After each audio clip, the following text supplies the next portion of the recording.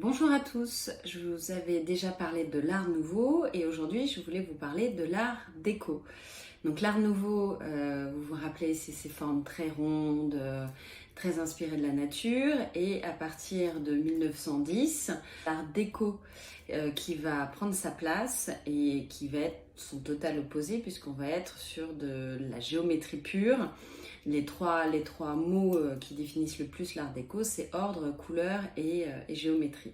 Alors d'où vient le mot art déco? Il vient de l'exposition internationale des arts décoratifs qui a eu lieu à Paris en 1925. Et c'est cette exposition qui va lancer véritablement le mouvement.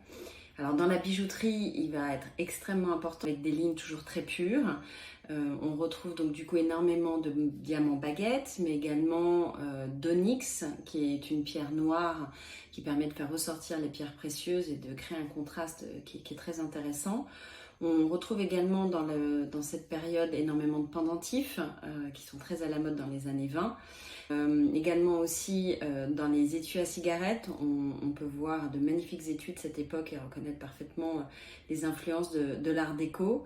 En architecture également, à Paris on peut voir le Palais de Chaillot ou le Théâtre des Champs-Élysées qui sont très représentatifs de cette époque.